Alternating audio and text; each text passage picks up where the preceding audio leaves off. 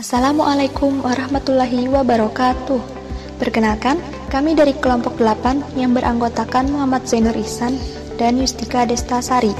Pada pertemuan kali ini, kami akan menampilkan video presentasi mengenai materi proposisi. Adapun materi yang akan disampaikan akan diuraikan dalam subbab pengertian proposisi, jenis-jenis proposisi, dan bentuk-bentuk proposisi. Selamat menyimak penjelasan berikutnya.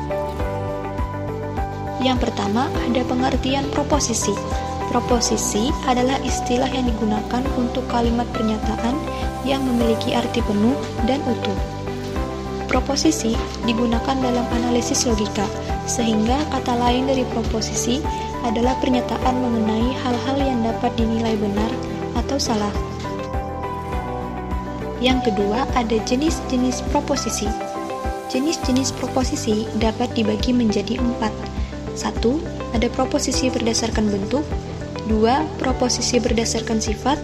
3. Proposisi berdasarkan kualitas. 4. Proposisi berdasarkan kuantitas.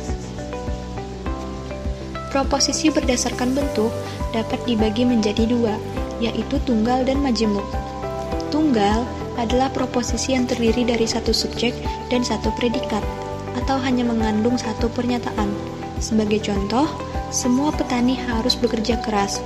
Dari contoh tersebut terdapat satu subjek dan satu predikat. Subjeknya adalah petani dan predikatnya adalah bekerja keras. Majemuk adalah proposisi yang terdiri dari satu subjek dan lebih dari satu predikat. Sebagai contoh, semua petani harus bekerja keras dan hemat. Dari contoh tersebut terdapat satu subjek dan dua predikat, yaitu subjeknya adalah petani dan predikatnya adalah bekerja keras dan hemat. Proposisi berdasarkan sifat. Proposisi ini dapat dibagi ke dalam dua jenis, yaitu kategorial dan kondisional. Untuk kategorial adalah proposisi yang hubungan antara subjek dan predikatnya tidak memerlukan syarat apapun. Sebagai contoh, semua daun pasti berwarna hijau.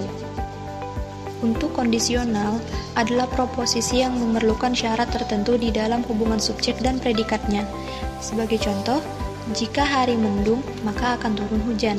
Nah, dari contoh tersebut diperlukan syarat antara hubungan subjek dan predikatnya, yaitu mendung. Selanjutnya ada proposisi berdasarkan kualitas. Berdasarkan kualitas, proposisi ini dapat dibagi menjadi dua jenis, yaitu positif atau afirmatif dan negatif. Positif adalah proposisi yang membenarkan adanya persesuaian hubungan antara subjek dan predikat. Sebagai contoh, semua dokter adalah orang pintar. Negatif adalah proposisi yang menyatakan bahwa antara subjek dan predikat tidak mempunyai hubungan. Sebagai contoh, semua harimau bukanlah singa. Proposisi berdasarkan kuantitas. Berdasarkan kuantitas, proposisi ini dapat dibedakan ke dalam dua jenis, yaitu umum dan khusus. Untuk umum adalah predikat proposisi membenarkan atau mengingkari seluruh subjek. Sebagai contoh, semua gajah bukanlah kera. Untuk khusus adalah predikat proposisi hanya membenarkan atau mengingkari sebagian subjeknya. Sebagai contoh, sebagian mahasiswa gemar olahraga. Bentuk-bentuk proposisi. Pertama, proposisi bentuk A merupakan bentuk proposisi yang menyatakan bahwa setiap subjek adalah predikat. Contoh, setiap makhluk hidup adalah ciptaan Tuhan. Kedua, proposisi bentuk E merupakan bentuk proposisi yang menyatakan bahwa setiap subjek bukanlah sebuah predikat. Contoh, setiap laki-laki bukan perokok aktif. Ketiga, proposisi bentuk I merupakan bentuk proposisi yang menyatakan bahwa sebagian subjek adalah predikat. Contoh, sebagian mahasiswa adalah anak seorang pejabat. Keempat, proposisi bentuk O merupakan bentuk proposisi yang menyatakan bahwa sebagian subjek bukanlah predikat. Contoh, sebagian mahasiswa bukanlah anak seorang pejabat. Itulah sedikit penjelasan materi dari kami selaku kelompok 8.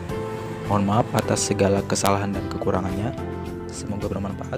Wassalamualaikum warahmatullahi wabarakatuh.